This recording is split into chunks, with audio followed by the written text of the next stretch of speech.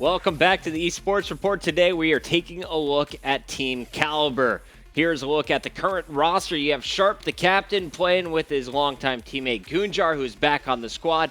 Same thing goes for Neslo. He got the boot from the team a little bit after some early success. Went over to Justice for Call of Duty Season 1 here at MLG. Now he's back on the team with Sharp and Goon.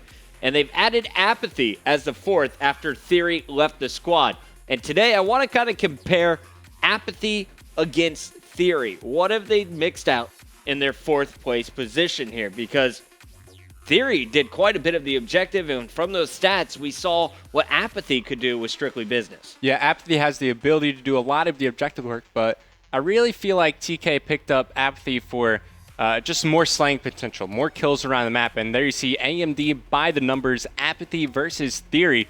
KD ratio, Apathy has him beat. Slayer KD ratio, Apathy's got him beat again. Blitz caps, well, Apathy's got him beat, but only by 0.07. Pretty close. Theory does cap more Dom caps, and he has a higher S&D KD. But overall, you see what Apathy brings in the respawn games. Of course, these numbers coming from our Call of Duty League Season 2, thanks to our friends over at codstat.us for providing it, the COD eSports crew there. So those are our Season 2 numbers, and are any of those glaring in one side or the other in favor of one of these players? I mean, a few of those categories were pretty close, but the biggest thing I saw was just the overall KD. Apathy is up by, I think it was 0.1 something, so that's a pretty significant margin. You could definitely tell that Apathy brings a little bit more than Theory does in terms of overall respawn. So Apathy's able to get the kills that they may have been missing with Theory. The only objective that we need to keep an eye on is the domination flags. And who do you think could help out on this Team Kaliber squad when it comes to capping dom flags?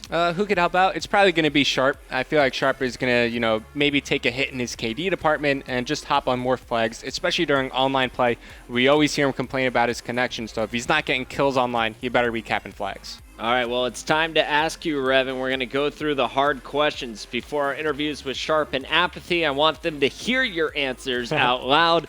First off, who is the best player on Team Kaliber today? Best player has to be Apathy. We've seen him perform in big games time and time again. We've seen what he brings to the table as a player, but also personality. He definitely gets my best player. Man, nice timing there with the video as well. So Apathy's your number one guy. He's had recent success on Strictly Business. They haven't had success without him on Team Kaliber since the move to the Xbox One. X Games is on the Xbox One. What will he help bring to the table for this squad? Well, when you look at Apathy, you also have him listed as your X Factor. Why do you think he is the X Factor on this squad? Well, we all saw what he did at the regional championship. He pretty much beat Complexity almost by himself. When he flips that switch, as you said, there is no stopping this guy. They were down, what was it, 5-1 in round count? And he's like, I'm just tired of losing. Let me just kill all these guys. And then SB wound up winning the match. That was totally the turning point of the tournament for Strictly Business. And if you guys missed it, don't worry. We have the video for you now. This is game number 2.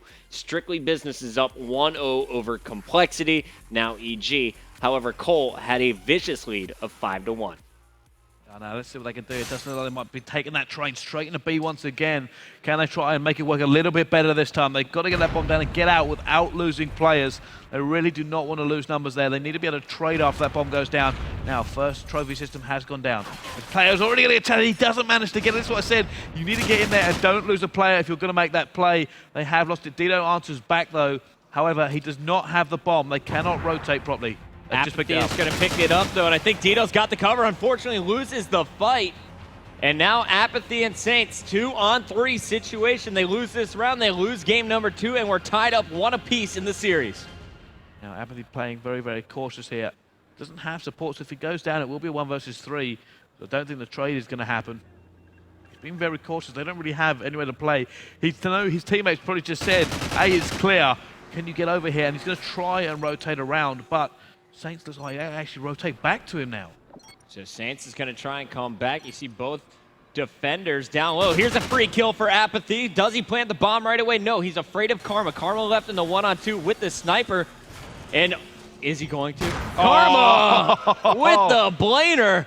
Straight to the face. And that is so much more difficult than the Oracle mode made it look. What a shot. But either way, Saints is going to keep SB alive. as he cleans up Karma. Here comes the Crim6 TP combo, but the aggression coming from Strictly Business on defense. There is a player inside, that's Apathy, waiting for them to push.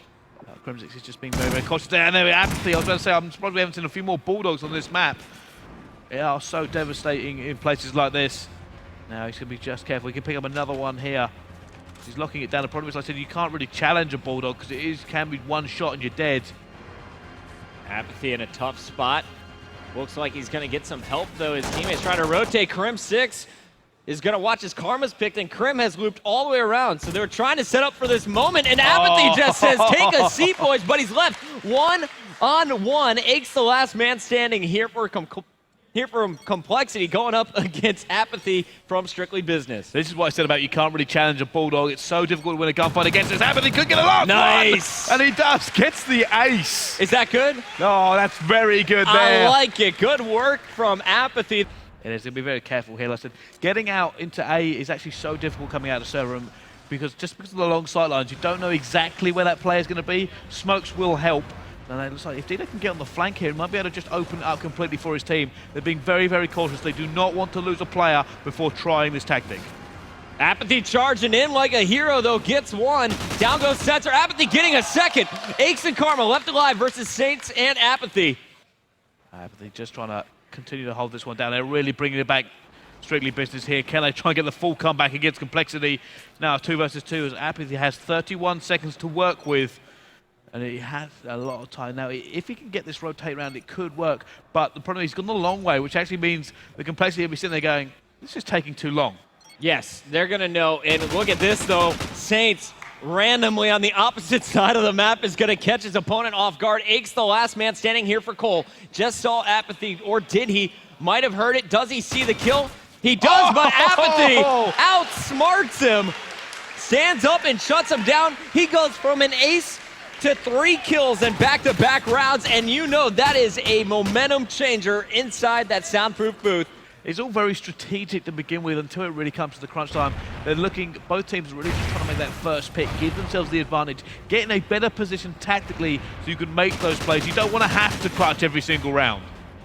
And you saw Sensor call out Aches early on. Apathy had a chance to finish him, but wasn't able to. Sensor is going to clean up that kill with the knife down low. So first blood in favor of Strictly Business. The bomb needs to be planted in the next 40 seconds, and it looks like TP is going to find himself in a 2v4 with Karma, his only support.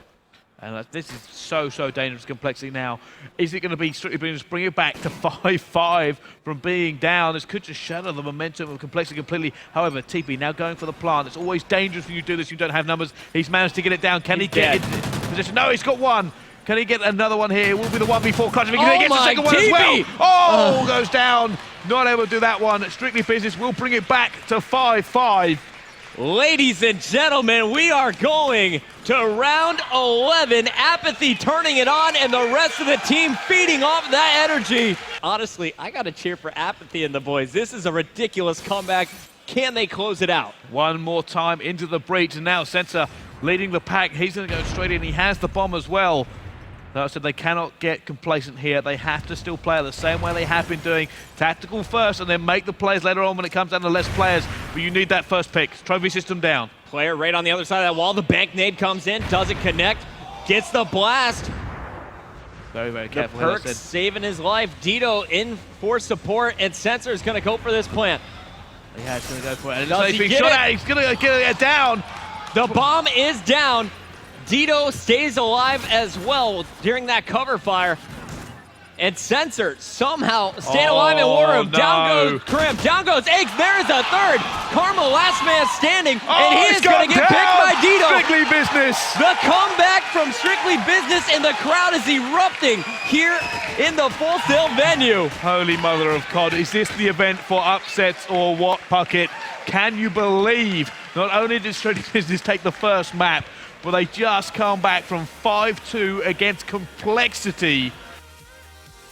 So Apathy gets it started. Strictly Business not only able to defeat Complexity there in Game 2, they take them out in the series not once, but twice to be crowned the U.S. champions. But really, it was that moment where Apathy got the ace that really turned the momentum. Yeah, then he followed up the next round, getting 3 kills, but you also have to give a shout out to Saint.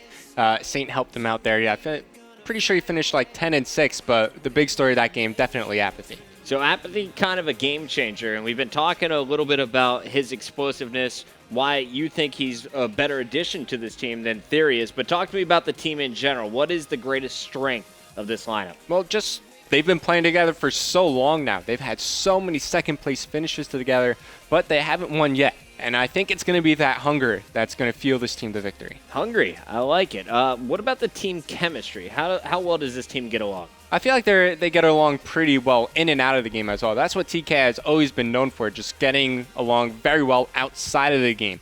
Now, you got to keep in mind that you guys have been, playing together for about a year. However, one question is, are they going to feel, maybe there's some resentment from being dropped from the team?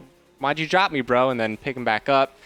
I don't know, but we're going to talk to the players soon, and we'll get all the answers straight. And then finally, tell me, how do you think these guys stack up in terms of objective? What is their best game mode of the 3? I feel like their best game mode, it's got to be Blitz. Their Blitz game, just because they have so many objective players, so much aggression. But, of course, Search and Destroy, that's going to be their one question. That's their weakest game mode. S&D is their weakness. So it says they're currently 3rd in the COD League in terms of flag caps and domination with 846 overall in all their matches. Pretty interesting stat there, and I wonder, is it because they're going to their enemy's base and stealing their flag? Are they losing their flag a bunch and getting it back? How do you read into dom flag grabs for a team? Well, it just means that they play more of an aggressive style of domination. On maps like Strike Zone, you'll see players choose to, just work it in a triangle. They'll go from this flag to the next flag to the next flag. I feel like that's how TK choose to approach domination. They don't really like to defend their flags that much. Instead, they want to always cap the next one. I like it. All right, so you talked about Search and Destroy being their biggest weakness. What other weaknesses does this squad have to overcome if they want X Games Gold? They're going to need more slaying power, so they're going to want Apathy. That's why they brought him on, for that slaying power. They need to pick up more kills around the map. We were talking to Stainville the other day. You always want more kills than the other team, and I think that's the kind of thinking that this TK squad is going to want to adapt. Well, you said they're very aggressive. We've seen them struggle when they get overwhelmed by an even more aggressive squad. FaZe Black was a good example of that at UGC Niagara. Finally, we should take a look at how this team stacks up in the COD League. Once again, they're sitting in 9th place at the moment. 12-19 overall with a 39% win ratio. And you see Curse Black ahead of them by 3 losses. So TK, they're on the bubble still. They're not quite out of it, but how confident are you that they can get into the top 8, taking a spot from Vex, Curse Black, or maybe even Denial Esports? Yeah, I'm not feeling too confident just because of the internet situation on the team. It's going to be a little bit tough for them to pull out matches, against some of the other teams who are in team houses. They're all in the same great connection, such as, Curse Black, Optic Gaming, even Justice should be moving into their house pretty soon. So TK, they're going to have to pull a miracle here if they want to try to get in that champ bracket for Anaheim. All right, well, currently they're struggling in the bottom 4 going into May 27th. They were sitting in that 10th place position, now up into 9th place. We have a video here. This is Team Kaliber versus Curse Orange. We'll show it to you guys after the commercial break. Another Search and Destroy. Were they able to get a big win in the COD League? We'll find out after this. Just see the light and break the night.